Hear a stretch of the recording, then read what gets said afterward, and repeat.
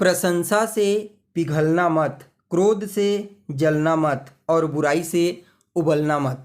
नमस्कार दोस्तों, मैं ज्योतिष आचार्य वासुदेव मिश्रा आपका अपने चैनल भविष्यवाणी पावर ऑफ द लॉर्ड में हार्दिक स्वागत करता हूं। दोस्तों, आज का यह ज्योतिष का कार्यक्रम आप लोगों के लिए, वृषभ राशि वालों के लिए बेहद ही ज़्यादा महत्वपूर्ण और ख़ास कार्यक्रम साबित होने वाला है। क्योंकि आज के इस ज्योतिष के कार्यक्रम में हम बात करेंगे ग्रहों के सेनापति मंगल महाराज के उदय प्रभाव के बारे में।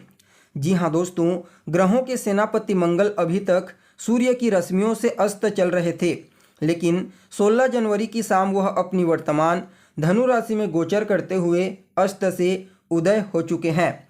तो ऐसे में मंगल के बल में विशेष रूप से वृद्धि हो चुकी है, क्योंकि जब भी कोई ग्रह सूर्य से अस्त होता है तो वह बिल्कुल प्रभावहीन होता है, वह अपना प्रभाव नहीं दे पाता। लेकिन जैसे ही वह ग्रह उदय होता है तो धीरे धीरे करके उस ग्रह के बल में वृद्धि होनी प्रारंभ हो जाती है और एक समय ऐसा आता है जब वह ग्रह अपना संपूर्ण परिणाम प्रदान करना शुरू कर देता है। ठीक ऐसा ही प्रभाव अब आपको अपने जीवन में मंगल के द्वारा देखने को मिलेगा, क्योंकि मंगल देव अभी तक अस्त होकर के बिल्कुल प्रभावहीन, बलहीन होकर के आपको कुछ परिणाम नहीं दे पा रहे थे, लेकिन अब धीरे धीरे करके आपको अपना संपूर्ण प्रभाव देना प्रारंभ कर देंगे। तो ऐसे में दोस्तों, बड़ी स्पष्टता के साथ जानने का प्रयास करेंगे कि किस प्रकार से मंगल का यह गोचर आपके जीवन में बड़ा परिवर्तन ला सकता है। जी हाँ, मंगल की कृपा से इस समय आपको किन किन क्षेत्रों में विशेष तौर पर सफलता की प्राप्ति होगी, तो वहीं किन किन बातों का आपको विशेष रूप से ध्यान रखना है। साथ ही साथ मंगल महाराज के इस प्रभाव को और ज़्यादा बेहतर और अच्छा बनाने के लिए कौन सा उपाय आपको करना चाहिए, इन तमाम प्रकार के प्रश्नों के उत्तर आज के इस ज्योतिष के कार्यक्रम में आपको बताने वाले हैं। इसलिए अगर आप भी एक वृषभ राशि के जातक हैं तो कार्यक्रम को बिना मिस किए अंत तक देखने का प्रयास कीजिए, यह आपकी जिम्मेदारी बनती है। और अगर आप अपनी जन्म कुंडली पर हमसे परामर्श लेना चाहते हैं तो डिस्क्रिप्शन बॉक्स में और वीडियो के अंदर आपको व्हाट्सएप नंबर मिल जाएगा, जहां से आप व्हाट्सएप करके अपनी जन्म कुंडली का विस्तार पूर्वक अध्ययन करवा सकते हैं। वैसे तो हर ग्रह की गोचर की गणना बड़े विस्तार के साथ करते हैं, लेकिन दोस्तों जब बात आती है मंगल की तो इसकी चर्चा बृहद रूप से की जाती है। ऐसा क्यों? क्योंकि मंगल जो है ना, वह आपके पुरुषार्थ हैं, आपके पराक्रम, आपकी इच्छा है। और जैसा कि आपको मालूम है, कर्म प्रधान विश्व रचि राखा, यानी कि यह सारा का सारा संसार कर्म से ही चल रहा है और मंगल महाराज को उसी कर्म का कारक ग्रह कहा गया है।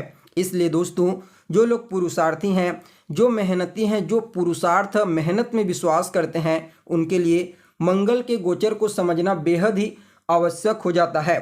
जी हाँ, जन्म कुंडली में भूमिपुत्र मंगल का बलवान होना अपने आप में ही श्रेष्ठ माना जाता है, कहना ही नहीं, क्योंकि भूमिपुत्र बलवान होकर के जातक को बेहद ही साहसी, पराक्रमी और पुरुषार्थी बनाते हैं। जातक अपने पुरुषार्थ से, अपने मेहनत से जीवन में सब कुछ प्राप्त कर लेता है।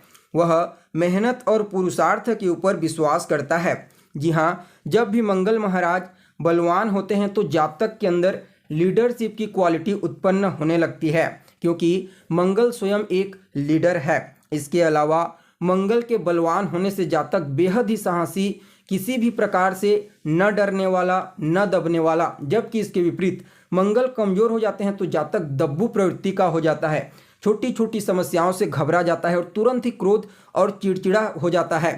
जबकि इसके विपरीत मंगल बलवान होते हैं तो व्यक्ति के अंदर विवेक जागृत होता है, इसलिए उसे मालूम होता है कि कहाँ पर कैसा व्यवहार करना चाहिए। इसलिए मंगल का चाहे वह जन्म कुंडली हो या फिर गोचर कुंडली, दोनों ही अवस्थाओं में बलवान होना बेहद ही आवश्यक माना जाता है।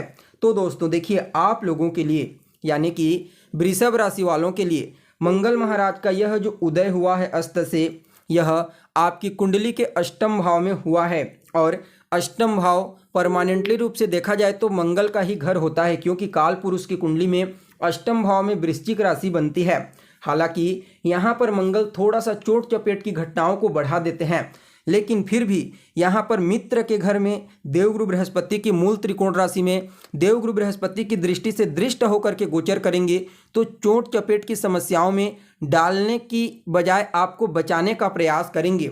वहीं अष्टम भाव जो होता है वह कहीं ना कहीं आपके जीवन में घटित होने वाली अचानक घटनाओं का होता है। और अगर आप देखोगे तो मंगल जो होते हैं वह आपके लिए सप्तम और द्वादश भाव के अधिपति बनते हैं। सप्तम भाव व्यापार का होता है, दशम से दशम होता है कर्म का होता है। परिणाम स्वरूप मंगल पराक्रम पुरुषार्थ के कारक हैं। तो इस समय गुरु की दृष्टि मंगल के ऊपर पड़ेगी और मंगल का 8वें भाव में गोचर करना गुरु के घर में अचानक ही आपको कार्य क्षेत्र में विशेष सफलता प्रदायक साबित होगा। जी हाँ, इस समय आपको अपने करियर में आगे बढ़ने के लिए अचानक नए अवसर की प्राप्ति होगी, जिससे आपके मन में प्रसन्नता की भावना देखने को मिलेगी। वहीं देखा जाए तो जो अष्टम स्थान होता है वह कहीं ना कहीं आपके गुप्त विद्याओं का होता है, यानी कि रहस्यमय विद्याओं का, रहस्यमय चीज़ों का होता है। परिणाम स्वरूप इस समय आपके मन में अध्यात्म के प्रति रुचि जागृत हो जाएगी। क्योंकि अध्यात्म तो भी अपने आप में बहुत बड़ा रहस्य है। जी हाँ, इसलिए इस समय गुरु और मंगल की कृपा से आपके ऊपर ईश्वरीय कृपा बरकरार रहेगी।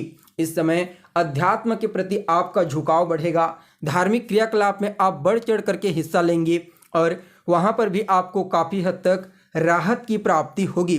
देखिए, मंगल की जो चतुर्थ दृष्टि होगी वह आपके एकादश भाव यानी कि लाभ स्थान पर पड़ेगी और गुरु की दृष्टि से दृष्ट होकर के लाभ भाव को देखेंगे और गुरु को धन का कारक ग्रह कहा जाता है।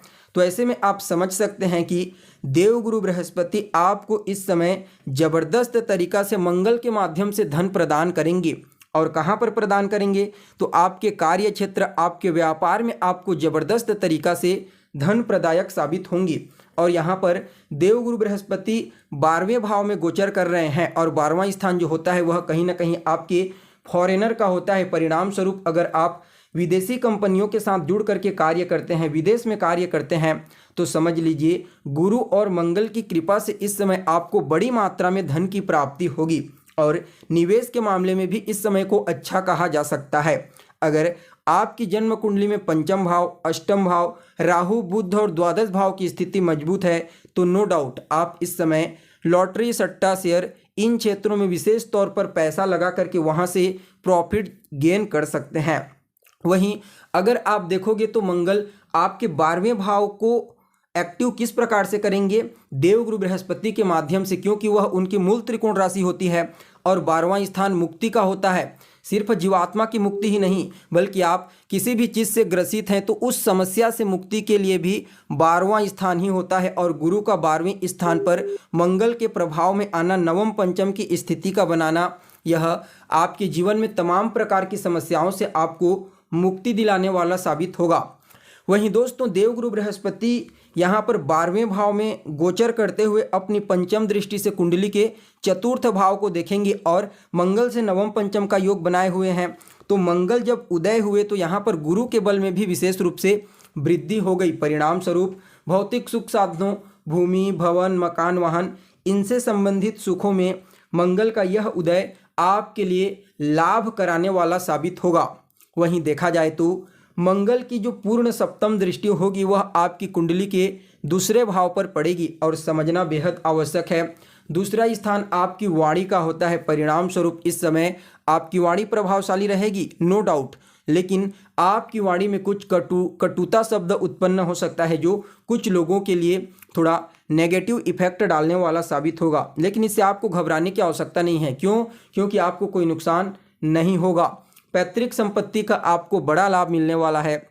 वहीं देखा जाए तो इस समयावधि में आपको, अगर आप विद्यार्थी हैं तो भी आपको विशेष तौर पर गुरु और मंगल की कृपा से सफलता की प्राप्ति होगी। वहीं दोस्तों, मंगल की जो अष्टम दृष्टि होगी वह आपकी कुंडली के तीसरे भाव पर पड़ेगी और तीसरा भाव जो होता है पुरुषार्थ, पराक्रम, मेहनत का होता है। और पुरुषार्थ के ही ग्रह मंगल का तीसरे भाव पर दृष्टि डालना कहना ही नहीं। इस समय आपको मंगल हर प्रकार से मेहनती, पुरुषार्थी बनाएंगे। आप अपने पुरुषार्थ, मेहनत से ही अपने भाग्य का विधाता खुद बनेंगे। वहीं देखा जाए तो मंगल के प्रभाव से आपका कम्युनिकेशन स्किल्स बिल्ड होगा। छोटे भाई बहनों के साथ थोड़ा बहुत तनाव की स्थिति तो देखने को मिल सकती है, लेकिन फाइनेंशियली रूप से मजबूती ऑटोमेटिक प्राप्त होती चली जाएगी। यानी कि कुल मिलाकर के देखा जाए तो आप सभी वृषभ राशि वालों के लिए मंगल महाराज का यह उदय अत्यंत ही श्रेष्ठ कहा जा सकता है। फिर भी इस प्रभाव को और ज़्यादा बेहतर और अच्छा बनाने के लिए ओम अंग अंगारकाय नमः इस मंत्र का रोजाना 108 बार 3 माला या फिर 5 माला जाप करें। और मंगलवार के दिन हनुमान जी के मंदिर में जाइए, हनुमान जी का दर्शन कीजिए, हनुमान जी को लड्डू चढ़ाइए और वहीं पर बैठ करके किसी मंत्र का जाप कीजिए हनुमान जी के, या फिर हनुमान चालीसा का पाठ कीजिए। आपके लिए यह समय अत्यंत ही श्रेष्ठ साबित होगा। तो दोस्तों, हमें उम्मीद है जानकारी आपको पसंद आई होगी। फिर मिलेंगे एक नए और ताज़ा एपिसोड में। तब तक के लिए आप हमें इजाज़त दीजिए। नमस्कार।